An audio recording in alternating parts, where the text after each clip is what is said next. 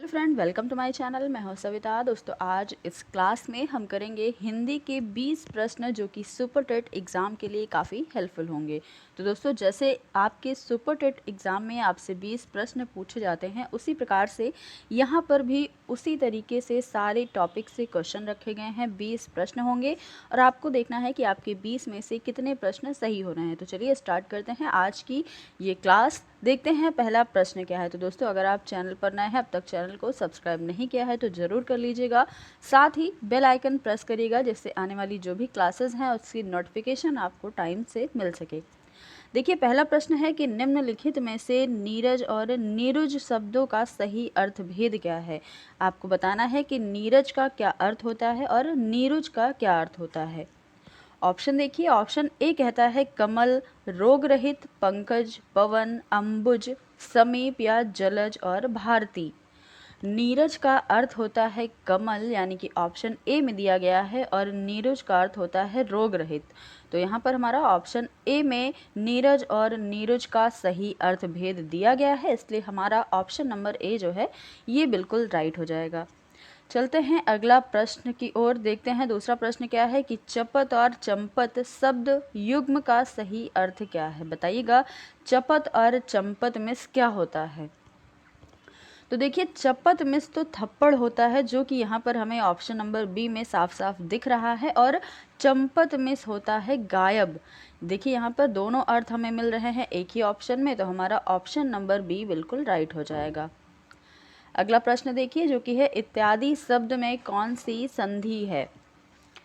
इत्यादि में आपको संधि बताना है। ऑप्शन नंबर ए है यड़ संधि, ऑप्शन बी वृद्धि संधि, ऑप्शन सी है गुण संधि, और ऑप्शन डी कहता है दीर्घ संधि है। तो इत्यादि में कौन सी संधि होगी। देखिए, अगर इत्यादि को हम इसका संधि विच्छेद करते हैं तो क्या होगा, इति प्लस आदि। तो इत प्लस आदि का अगर हम संधि विच्छेद कर देंगे तो मिलकर बनेगा इत्यादि, यानी कि ई का क्या हो गया, या हो गया।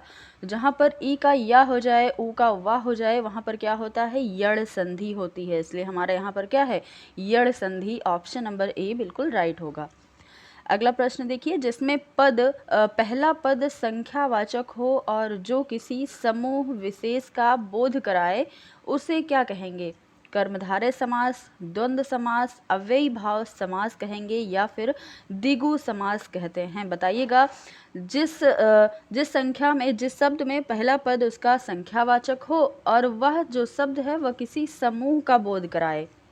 तो यहाँ पर जिसका पहला पद संख्यावाचक होता है उसे हम द्विगु कहते हैं, द्विगु समास कहते हैं, इसलिए हमारा ऑप्शन नंबर ए बिल्कुल राइट हो जाएगा। अगला प्रश्न देखिए, अगला प्रश्न है कि द्वंद्व समास किस में है, किस शब्द में द्वंद्व समास है। ऑप्शन है लंबोदर, अंधकूप, नर और नारी, या फिर शरणागत। तो यहाँ पर द्वंद्व समास बताना है। द्वंद्व समास में क्या होता है कि दोनों पद प्रधान होते हैं, ये आपको देखना है। तो देख लीजिए कि ऑप्शन में कौन सा ऐसा शब्द है जिसमें दोनों पद प्रधान है, वही हमारा आंसर हो जाएगा। तो दोस्तों, यहाँ पर आपको दिख रहा होगा नर और नारी, जिसमें नर भी प्रधान है और नारी भी प्रधान है। तो यहाँ पर क्या होगा, और साथ ही यहाँ पर एक ट्रिक है, अगर आप कहीं भी शब्द में आपको दो शब्दों के बीच योजक चिन्ह लगा दिख जाए तो वहाँ पर क्या होता है, द्वंद्व समास होता है। तो ये भी एक ट्रिक होती है, इसे भी आप देखिएगा।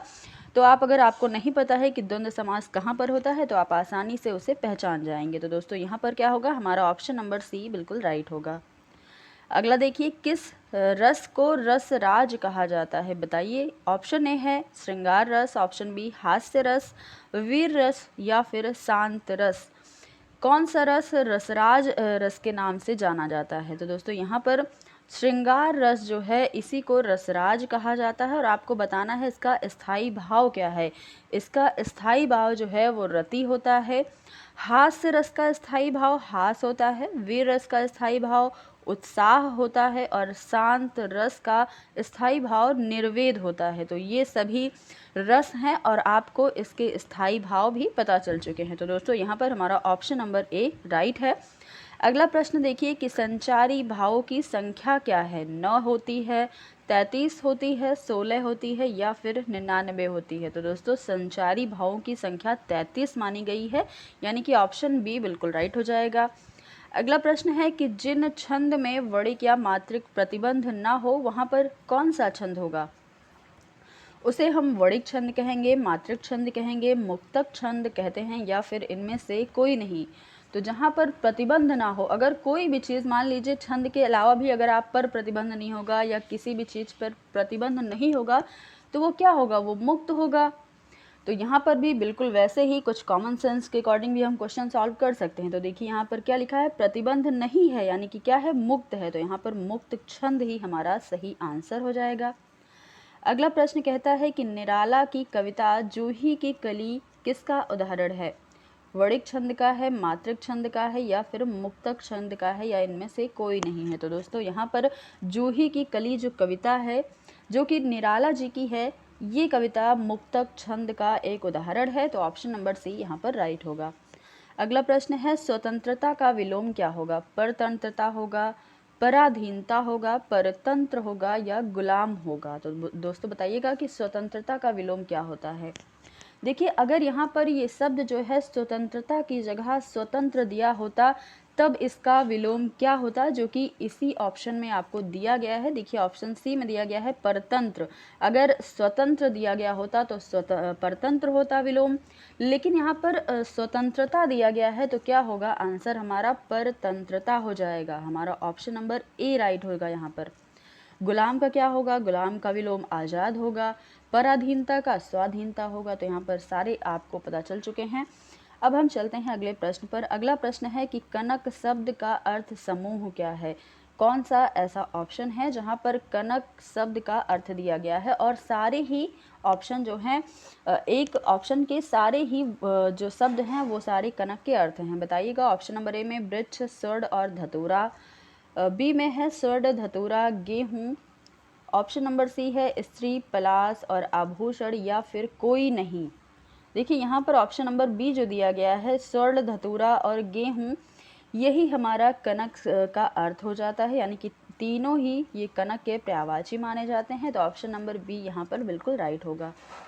चलिए अगला प्रश्न देखते हैं कि निम्न में से बादल का पर्यायवाची कौन सा नहीं है। देखिए यहाँ पर नहीं पर आपको ध्यान रखना है। नहीं की वजह से हमारा क्वेश्चन जो है वो आते हुए भी गलत हो जाता है, क्योंकि हम क्या करते हैं, नहीं पर ध्यान नहीं देते। ऑप्शन है घन, पयोधर, जलज या जलद।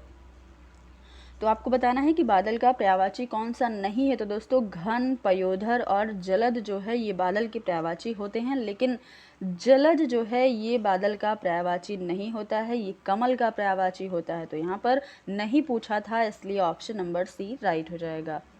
अगला है निम्नलिखित शब्दों के लिए दिए गए विकल्पों में से तत्सम शब्द का चयन करिए। कलश, कलश, कलश या फिर कलश। बताइएगा। तो तत्सम शब्द जो है वो हमारा कलश हो जाएगा, यानी कि ऑप्शन नंबर ए राइट हो जाएगा। अगला प्रश्न है काकू शब्द का सर्वाधिक उपयुक्त अर्थ कौन सा है। काकू का सबसे उपयुक्त अर्थ कौन सा है, बताइएगा। तो कौवा होता है, कटु होता है, चाचा होता है, या फिर व्यंग होता है। तो काकू का जो सर्वाधिक उपयुक्त अर्थ है वो व्यंग होता है, यानी कि ऑप्शन नंबर डी हमारा बिल्कुल राइट हो जाएगा। अगला क्वेश्चन है था किस वर्ग का व्यंजन है। आपको बताना है कि था किस वर्ग में आता है। तो था जो है वो ता, था, द, ध, ता वर्ग में आता है। तो ये किस तरह का व्यंजन है, यानी कि इसका उच्चारण हमें कहाँ से करना होता है। ओष्ठ से, तालव्य से इसका उच्चारण होता है, दंत से होता है, या फिर ऊष्म से होता है। तो दोस्तों ता, थ, द, ध, न, ता वर्ग के जितने भी वर्ण हैं इन सभी का उच्चारण हम करते हैं दंत से। तो यहाँ पर हमारा ऑप्शन नंबर सी बिल्कुल राइट होगा। अगला प्रश्न देखिए, जो कि यहाँ पर एक दिया गया है पद्यांश। ये पद्यांश है, सुनता हूँ मैंने भी देखा, काले बादल में हंसती चांदी की रेखा। काले बादल जाति द्वेष के, काले बादल विश्व कलेश के, काले बादल उठते पर नव स्वतंत्रता के प्रवेश के, सुनता आया हूँ है देखा, काले बादल में चांदी की रेखा। ये पद्य है चांदी की रेखा जो है ये सुमित्रा नंदन पंत का है। आपसे ये क्वेश्चन भी पूछ लिया जा सकता है कि चांदी की रेखा किस कवि की कविता है। तो बताइएगा, ये भी आपको दे दिया जाएगा क्वेश्चन में। तो देखिए यहाँ पर सुमित्रा नंदन पंत इसका आंसर होगा, लेकिन हमें क्या करना है, इस पद्यांश के अकॉर्डिंग कई सारे क्वेश्चन का आंसर देना है। तो देखिए क्वेश्चन क्या है कि काले बादल में रहती चांदी की रेखा पंक्ति का भाव क्या होगा। ऑप्शन है बादलों के टकराने से बिजली चमकती है, या फिर इसका अर्थ है अंधेरे के बाद प्रकाश आता है, या फिर काले बादलों में चांदी की रेखा रहती है, या फिर विपत्तियों के बीच आशा की किरण दिखाई देती है। तो दोस्तों अगर यहाँ पर दिया गया है कि काले बादल में रहती चांदी की रेखा, इसका अर्थ होता है कि विपत्तियों के बीच आशा की किरण हमें दिखाई देती है, यानी कि ऑप्शन नंबर डी यहाँ पर बिल्कुल राइट हो जाएगा। अगला प्रश्न कहता है काले बादल प्रतीक हैं डैश के, किसके प्रतीक हैं काले बादल?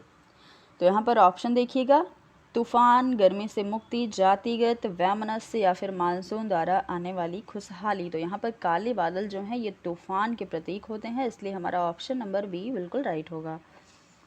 अगला क्वेश्चन है कि काले बादल में रहती चांदी की रेखा में कौन सा अलंकार है? तो दोस्तों अलंकार टॉपिक आपके एग्ज़ाम के लिए काफ़ी इम्पॉर्टेंट है, तो आप अलंकार टॉपिक को पहले बहुत अच्छे से पढ़ लीजिएगा, क्लियर कर लीजिएगा, क्योंकि ये ज़रूर आपके एग्ज़ाम में पूछा जाएगा। 1 से 2 प्रश्न अलंकार टॉपिक से ज़रूर आएंगे। तो दोस्तों यहाँ पर बताइएगा कि कौन सा अलंकार इस पंक्ति में होगा।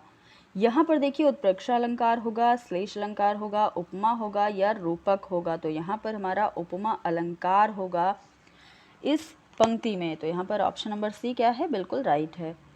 अगला प्रश्न देखिए कि निम्न में से बादल का पर्यायवाची शब्द नहीं है। तो देखिए इस प्रश्न को हम पहले भी सॉल्व कर चुके हैं, तो यहाँ पर आपको आंसर पता चल चुका होगा कि जलज हमारा आंसर हो जाएगा। जलज जो है ये कमल का पर्याय होता है।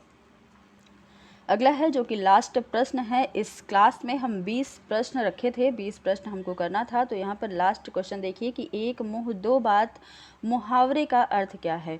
अत्यधिक बातें करना, बहुत कम बोलना, अपनी बात से पलट जाना, या फिर बातें बनाना। तो एक मुंह दो बात का अर्थ होता है अपनी बात से पलटना, यानी कि ऑप्शन नंबर सी बिल्कुल राइट हो जाएगा हमारा यहाँ पर। तो दोस्तों क्वेश्चन नंबर 20 का ऑप्शन नंबर सी बिल्कुल सही है।